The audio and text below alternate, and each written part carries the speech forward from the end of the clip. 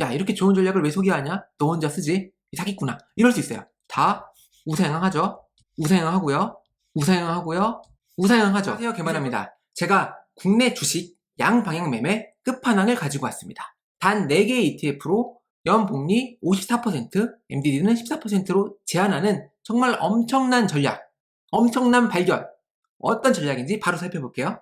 코스닥, 코스피 양방향으로 투자하는 전략. 초전도체 LK99에 버금가는 발견.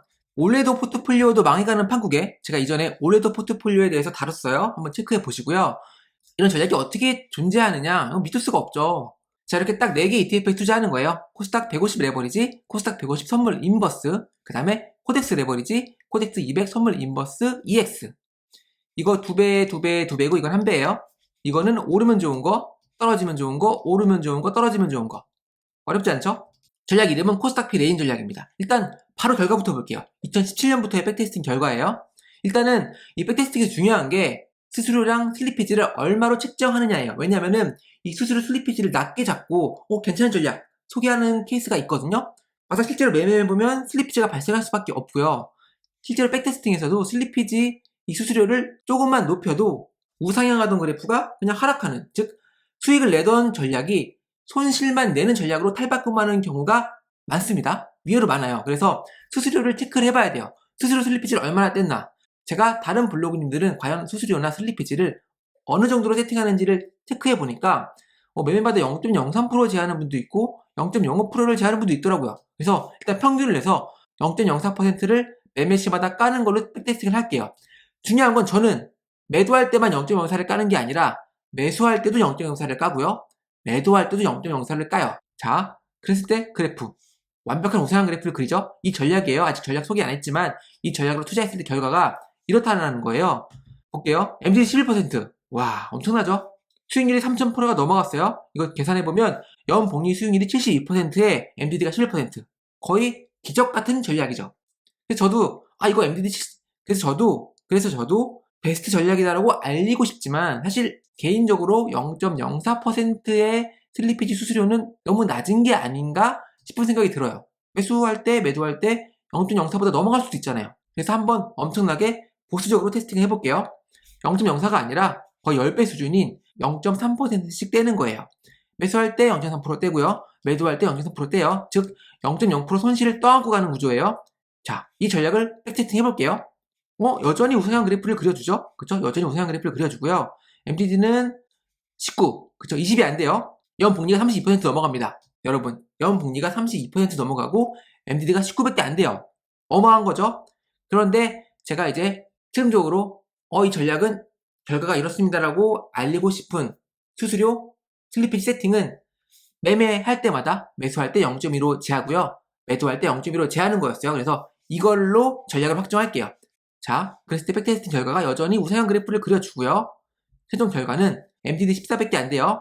연복리 54%에 MDD 14. 자, 어떤 전략일까요? 궁금하죠? 바로 이어서 볼게요.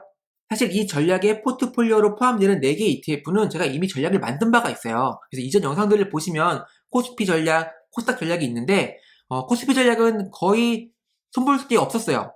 매매 수가 워낙 적기도 하고 MDD도 10%대로 매우 안정적인 전략이어서 거의 손볼 일이 없었는데 코스닥 전략은 변경을 했습니다. MDD가 30, 40이었는데 사실 현금 비중 늘려도 MDD 30, 40을 과연 견딜 수 있을까라는 생각이 들어서 MDD를 줄일 수 있다고 판단을 했고 그래서 변동성 돌파 전략으로 변경을 해서 제가 MDD를 줄였어요. 하나하나 알아볼게요. 모든 전략이 공통적으로 적용되는 기준은 한 종목을 매수한 날에는 그 종목에 대한 매도가 이루어지지 않고요. 반대로 매도한 날에는 그 종목에 대한 매수가 이루어지지 않습니다. 물론 매수 매도 한 날에 하는 것도 가능은 한데 이걸 백테스팅 할 수가 없어요. 백테스팅의 한계죠. 어찌됐든 기준은 매수한 날에는 매도하지 않고 매도한 날에는 매수하지 않는다. 그 종목에 대해서요. 자, 바로 내려가 보죠. 첫 번째, 코덱스 코스닥 150 레버리지. 이게 거의 에이스예요, 에이스. 이 전략의 에이스인데요. 자, 성과가 어마어마합니다. 수익률이 2000%가 넘어갔고요. MDD가 30%로 다소 높죠. 이 전략 정리해보면은 어떻게 매수를 했고 어떻게 매도를 했는지는 제 블로그 링크, 이 영상 설명글에도 있고요. 댓글에도 달아놨으니까 이 링크 타고 보세요. 여기서 전략을 하나하나 설명을 하면은 영상이 길어지기 때문에 영상이 길어지면 여러분들이 끝까지 안 볼 거기 때문에 그냥 여기서 생략을 할게요. 제가 나름 스마트하게 개선을 했다라고만 이해하시면 되고, 이 코스닥 레버리지 전략은 연복리 수익률이 61%, 다만 MDD가 높다 31%. 그래서 1000만원 투자 시에 약 2억 6,600만원의 수익을 얻을 수 있다라는 결과가 나왔어요. 자, 다음은 코스닥 150 선물 인버스입니다. 자, 아까와 마찬가지로 우상향 그래프를 그려주죠. 여러분, 인버스로 수익 내기 힘듭니다. 그리고 이 인버스는 한 배이기 때문에 더 수익이 다른 ETF들에 비해서 내기 힘들죠. 그럼에도 불구하고 MDD 13, 그쵸? 연복리는 7% 수준으로 맞췄어요. 이 인버스에 투자했는데 거의 웬만한 정적 자산배분 전략과 유사한 성과를 내는 전략이 된 거죠. 그래서 어떤 전략이냐? 역시 살펴보시고요. 그래서 이 코스닥 선물 인버스는 이 전략으로 운영을 하는데, 이 전략으로 투자했을 때 연복리 수익률이 7%고 MDD가 13이다. 1000만원 투자 시 약 570만원의 수익을 얻었다라고 이해하시면 됩니다. 다음 코스피로 넘어갈게요. 코덱스 레버리지. 코스피 지수를 2배로 추정하는 ETF죠. 자, 그래프 보세요. 자, 우상향 그래프 그려주죠. MDD가 막판에 많이 갱신을 했네요. 그래서 MDD가 22%. 이 전략은 연복리 수익률이 23%, MDD 22%. 사실 이 전략 단독으로 돌려도 무난하죠. 연복리 20% 넘어가는 전략은 매우 훌륭한 전략이에요. 그래서 1000만원 투자 시 약 2,900만원 수익을 얻었다. 그쵸? 다음은 코덱스 200 선물 인버스 2X예요. 자, 이것도 마찬가지로 우상향 그래프를 그려주죠.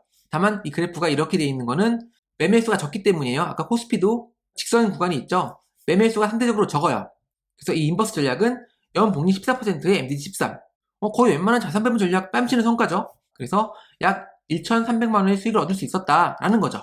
그래서 제가 만든 이 코스닥피 레인 전략은 이 각각의 ETF마다 전략이 달라요. 매매 전략이 다르고 이 모든 매매 전략이 다 우상향하죠. 아까 그래프를 다 봤어요. 다 우상향하죠. 우상향하고요. 우상향하고요. 우상향하죠. 그래서 이것들을 하나로 합친 거예요. 어벤져스 어셈블처럼 하나로 합친 거죠. 코스닥피 레인 전략. 코스닥, 코스피, 레버리지 인버스에 투자한다. 코스닥피 레인 전략이 탄생을 했습니다. 그래서 어벤져스 어셈블을 하나의 전략으로 만든 거예요. 동일 비중으로 투자했을 때 어떤 결과가 나오는지 볼게요. 자, 이런 그래프를 그려줘요. 완벽한 우상향 그래프를 그려주죠. 아주 깔끔합니다. 자, 볼게요. MDD 6%. 와, MDD 6%밖에 안 돼요. 수익률이 300%로 다소 아쉽죠? 자, 볼게요.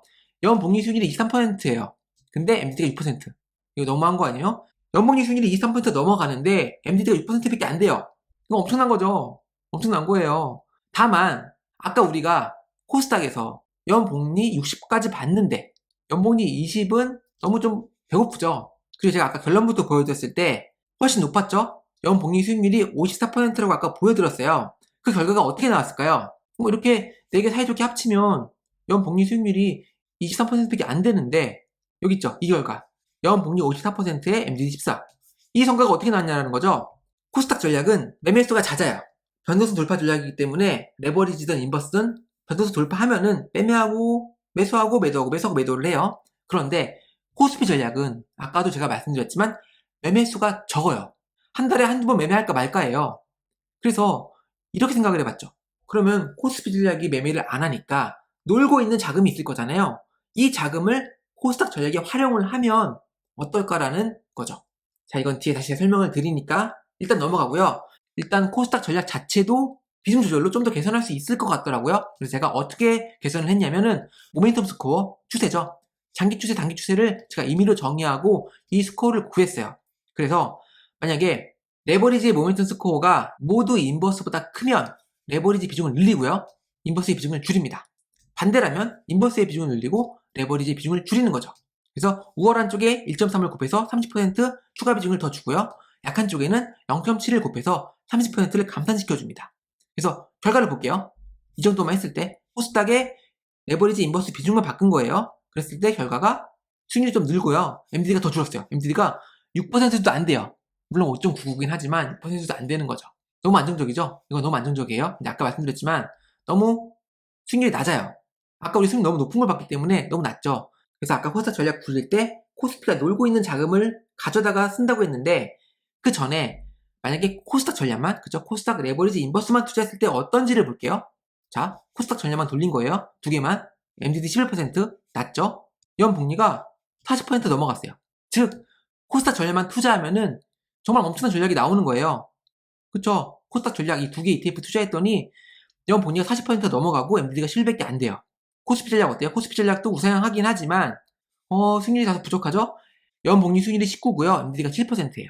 그래서 이렇게 비교해보면 MDD는 비슷하고, 물론 MDD가 코스닥이 약간 높긴 하지만 큰 차이 없죠. 근데 수익률이 넘사벽이잖아요. 이거는 연봉이 40인데 코스피는 연봉리가 19밖에 안 되잖아요. 그러면 코스닥 전략에만 투자하면 될 것 같은데 굳이 왜 코스피를 끌어들여서 전체적인 성과가 이렇게 나오게 했냐라는 거죠.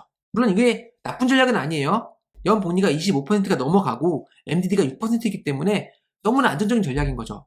이거 자체로도 훌륭한 전략인데, 아까 제가 연복리 54로 소개했잖아요. 그쵸? 이거 어떻게 만들었느냐? 코스닥이 할당된 자금뿐만 아니라 코스피의 할당된 자금까지 끌어오는 거예요.